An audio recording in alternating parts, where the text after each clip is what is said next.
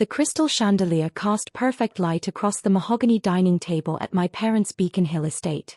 23 family members filled the chairs around the massive table, their designer clothes and expensive jewelry gleaming as they celebrated my cousin Rachel's promotion to partner at her law firm.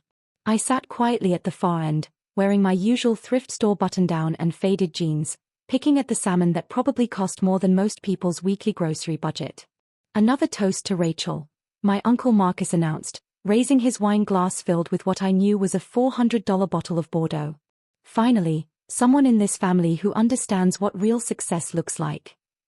My mother, Patricia Wellington-Hayes, adjusted her diamond necklace and fixed her gaze on me with that familiar look of disappointment.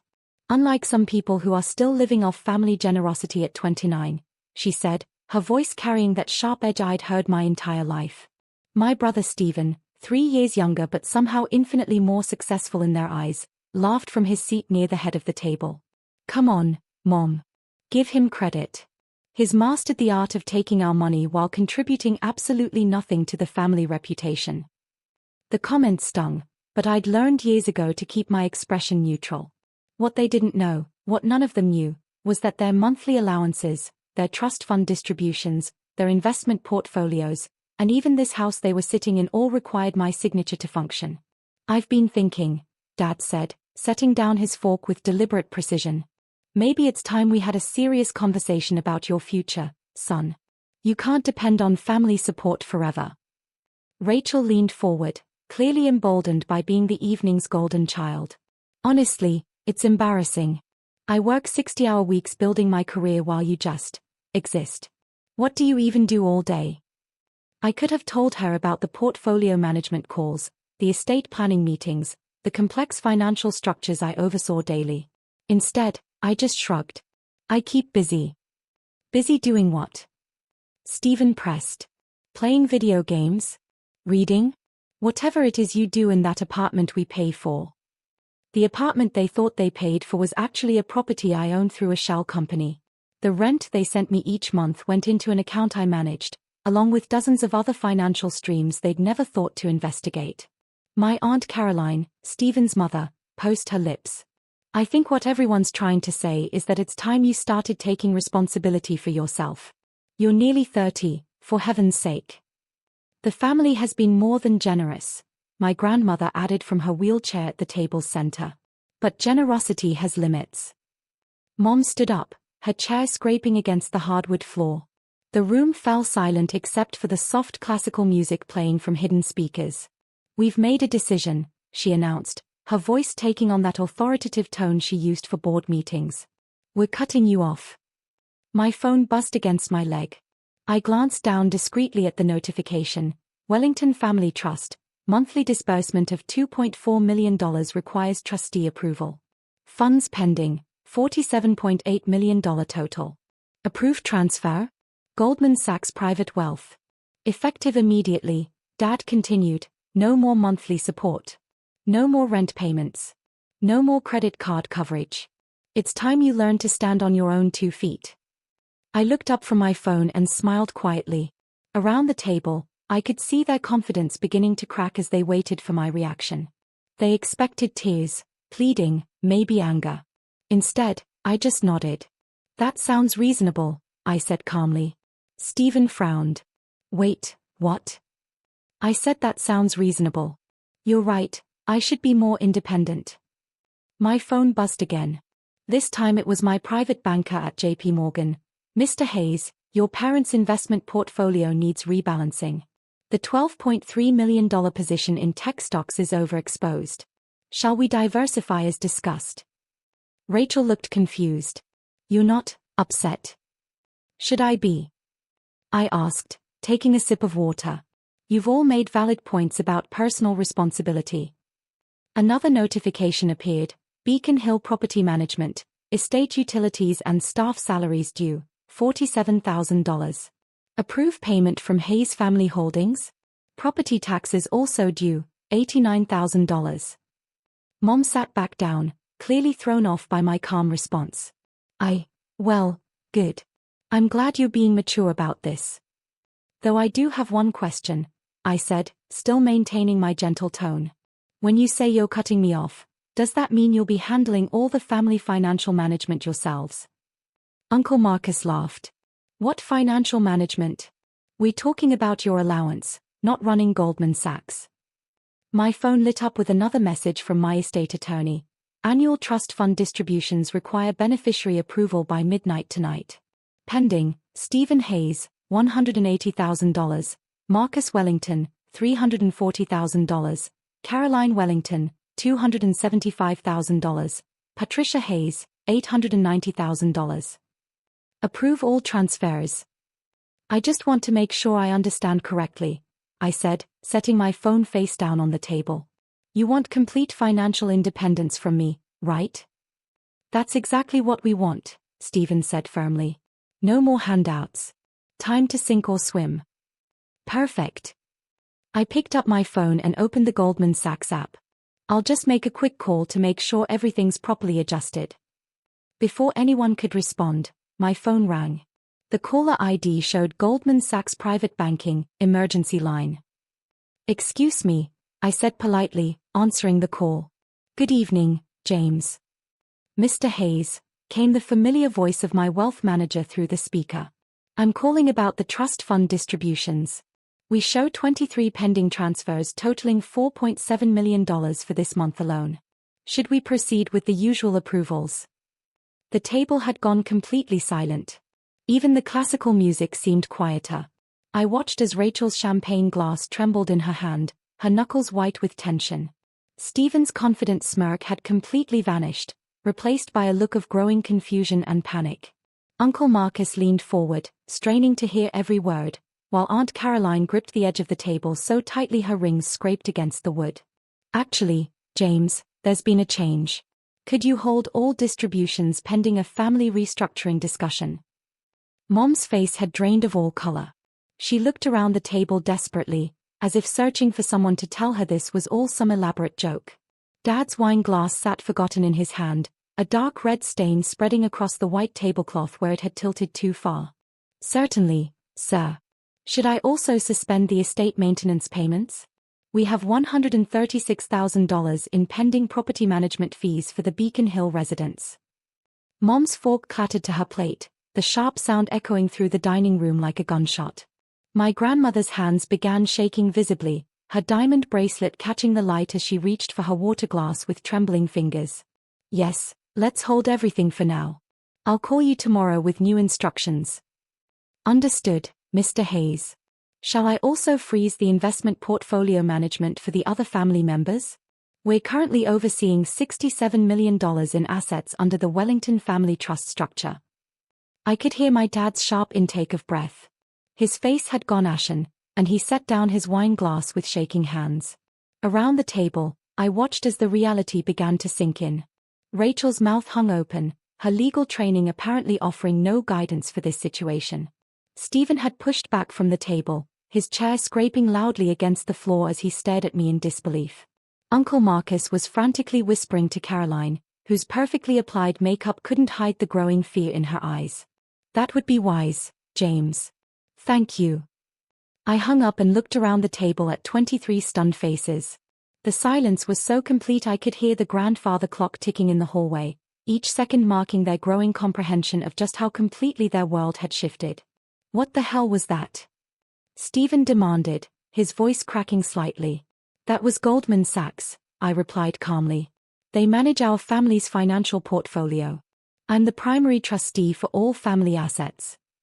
Rachel's champagne glass was halfway to her lips, forgotten, as drops of the expensive Dom Perignon dripped onto her designer dress. That's impossible.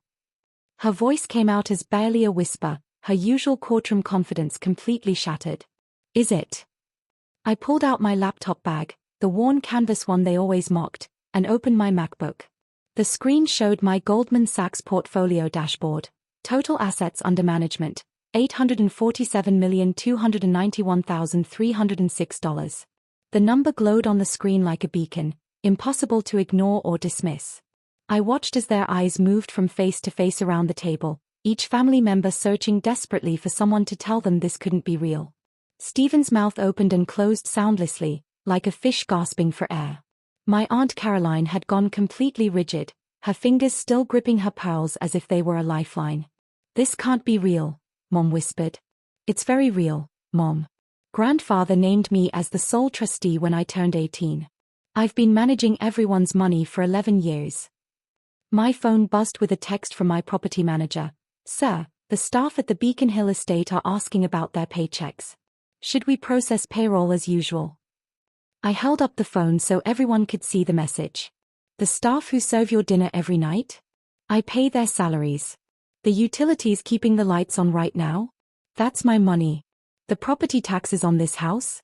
Also mine." Uncle Marcus had gone completely pale. "You're lying."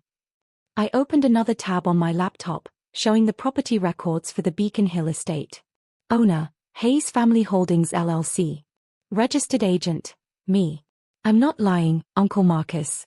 I'm also not lying about your monthly trust fund distribution of $340,000.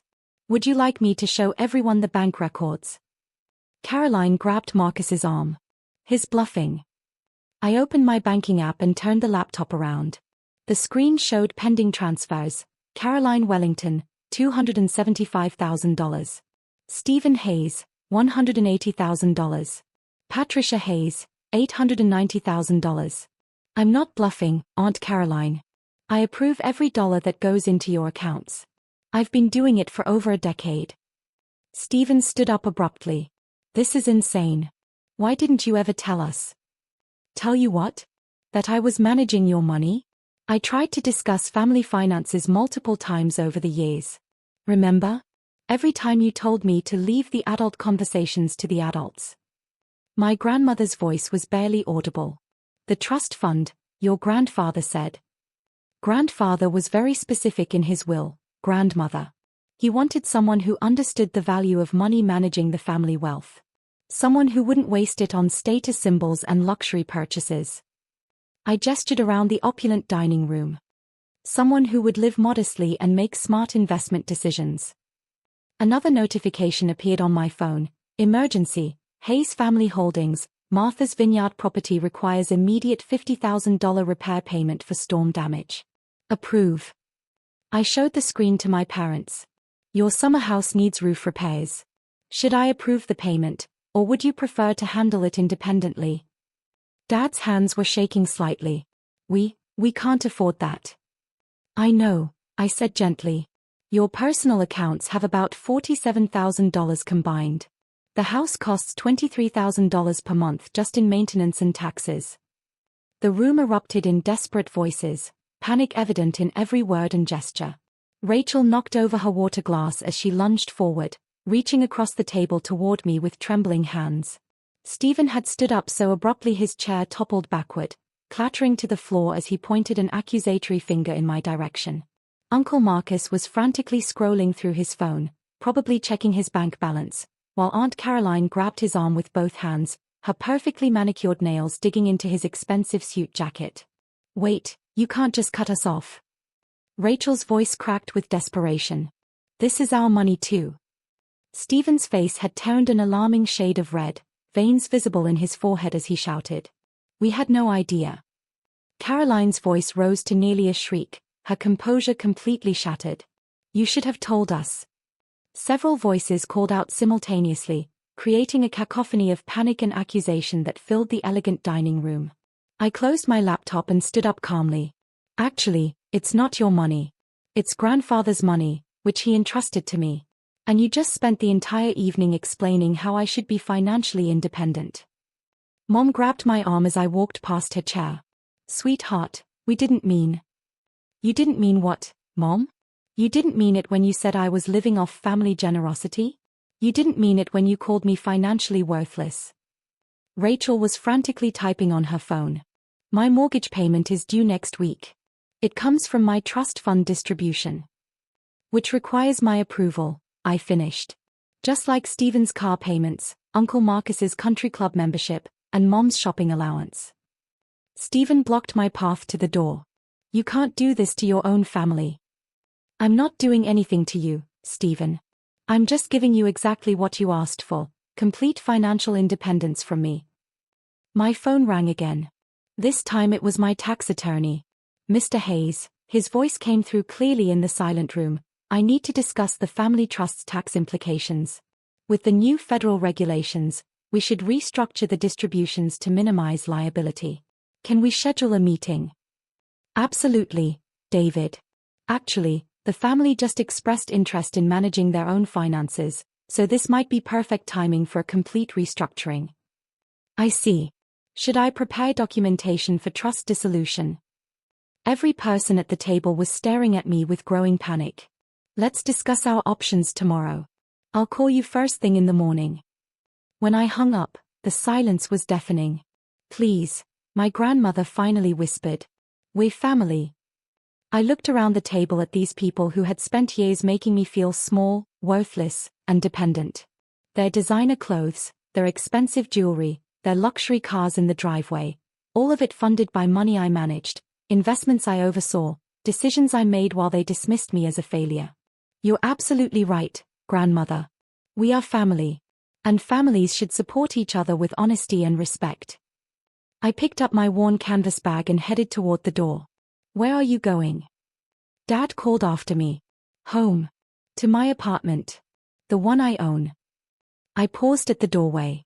Don't worry about dinner cleanup. I'll make sure the staff gets paid this month. After that, you might want to start learning how to use the dishwasher. As I walked out of the estate that bore my name on the deed, I could hear the frantic conversations erupting behind me.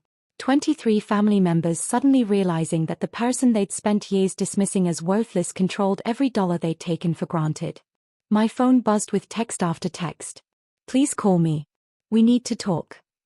Mom. This is crazy. Call me back. Stephen. I'm sorry. Please don't do this. Rachel.